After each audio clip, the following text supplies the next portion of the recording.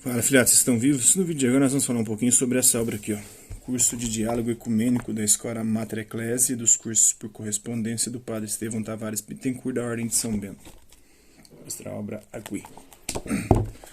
Bora conhecê-la.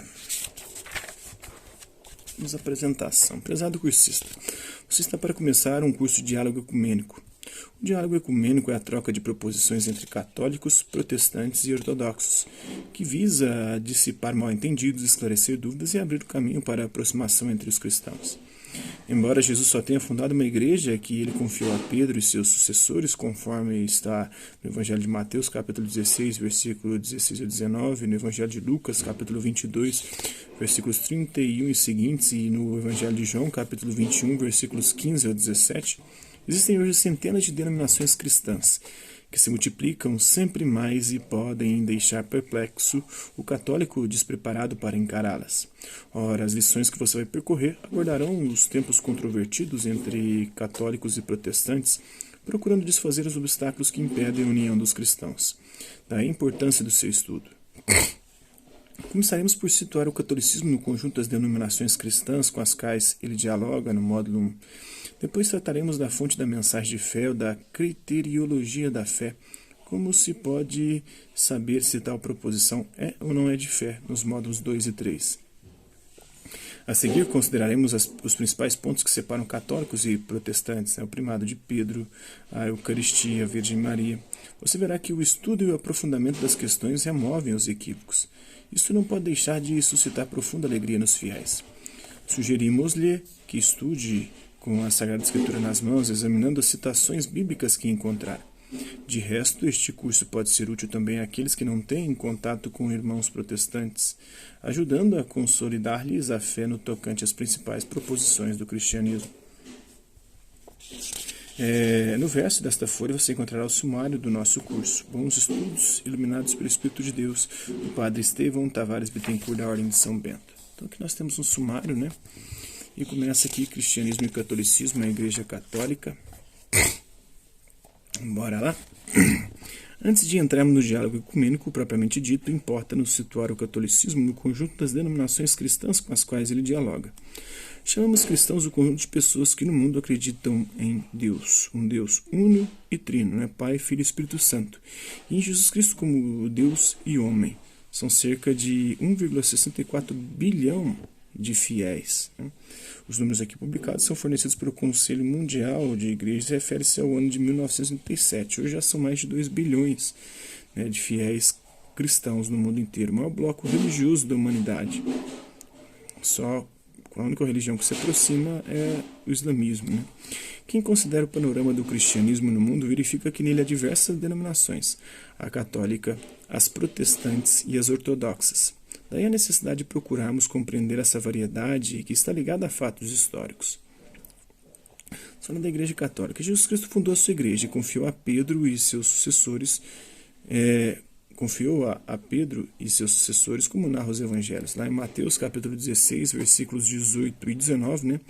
Jesus disse a Pedro: eu te digo que tu és Pedro, e sobre esta pedra edificarei a minha igreja, e as portas do inferno nunca prevalecerão contra ela.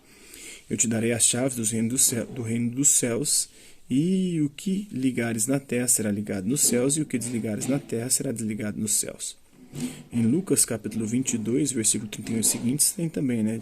Disse Jesus a Pedro: Simão, Simão, eis que Satanás pediu insistentemente para vos peneirar como trigo. Eu, porém, rezei por ti, a fim de que a tua fé não desfaleça. E tu, voltando-te, confirma teus irmãos.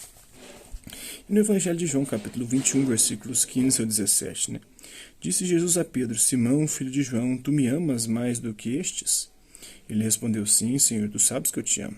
Jesus lhe disse: Apacenta os meus cordeiros. Uma segunda vez lhe disse: Simão, filho de João, tu me amas? Sim, Senhor, disse ele, tu sabes que eu te amo. Disse-lhe Jesus: Apacenta as minhas ovelhas. Pela terceira vez disse-lhe: Simão, filho de João, tu me amas? Pedro respondeu: Tu sabes tudo, tu sabes que eu te amo. Jesus lhe disse: Apacenta as minhas ovelhas. A igreja, que deve durar até o fim dos tempos, precisará sempre do fundamento visível instituído por Cristo. Este fundamento são os papas, os sucessores de São Pedro e bispos de Roma, né? pois Pedro morreu em Roma como bispo da comunidade local. A igreja fundada por Jesus se chama católica, que significa universal, né? Porque universal ou destinada a todos os homens, como já anunciavam os profetas lá em Isaías capítulo 2, capítulo 56, né? Capítulo 2, versículos 2 ao 5 e capítulo 56, versículos do 6 ao 8. E São Paulo confirmou na carta aos Colossenses, capítulo 3, versículo 11, na carta aos Gálatas, capítulo 3, 27 seguintes, e na primeira carta aos Coríntios, no capítulo 12, versículo 13. A palavra católica vem do grego katolon, que significa por toda parte, ou seja, universal. É apelativo já utilizado por Santo Inácio de Antioquia, que morreu em 107, na sua carta aos Esmirnenses, capítulo 8, versículo 2. Apostólica, a Igreja de Cristo é apostólica não só porque exerce o apostolado ou a missão no mundo. Apóstolo significa enviado, né? Os 12 apóstolos, depois com a perda de Judas, né? Outro foi escolhido para o seu lugar logo da nota dos apóstolos, mas também porque a mensagem de Cristo passa necessariamente pelos apóstolos. Tem a sucessão apostólica, né? A garantia de que a ordenação de ministros consagrados se dá através dessa sucessão, né?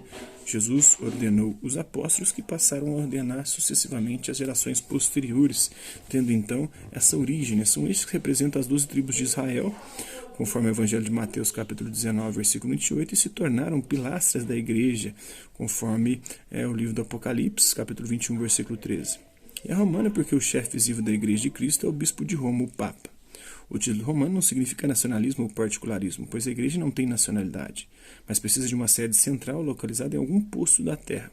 Assim, também Jesus era o Salvador de todos, mas tomou o título de Nazareno, Jesus de Nazaré, porque ele precisava de ter uma residência ou uma localização na terra. A Igreja fundada por Cristo, entregue ao pastoreio dos apóstolos e seus sucessores, desenvolveu-se através dos séculos. Em nossos dias, conta cerca de 907 milhões de fiéis, espalhados por todo o mundo. Na verdade, mais de 1 bilhão. No decorrer dos tempos, separaram-se alguns blocos do tronco central da igreja. Vejamos quais são. E aí nós temos aqui um pouco dessas outras vertentes. E é isso aí, espero que vocês tenham gostado do vídeo. Quem curtiu, dá um like, quem não curtiu, dá um dislike. Quem se interessar pelo conteúdo do canal, é só se inscrever e ativar o sininho para dar os próximos vídeos e as próximas notificações. Deixe também seus comentários, dizendo o que você tem achado dos vídeos, sugestões de temas e assuntos para serem abordados em vídeos posteriores. E colabore com o nosso canal, compartilhe nossos vídeos e ajude-nos a chegar ao maior número de pessoas possíveis. Gostaria aqui de agradecer aos 1.218 inscritos no nosso canal. Agradecer também aqueles que, hora ou outra, por conta de um conteúdo útil, passam por aqui, deixando a sua visualização, seu like, seu dislike, seus comentários, que eles compartilhem os nossos vídeos, compartilhem o nosso canal, seja aqui nessa plataforma no YouTube e outras redes sociais. Mas é isso aí. Hasta la vista, babies, e até a próxima.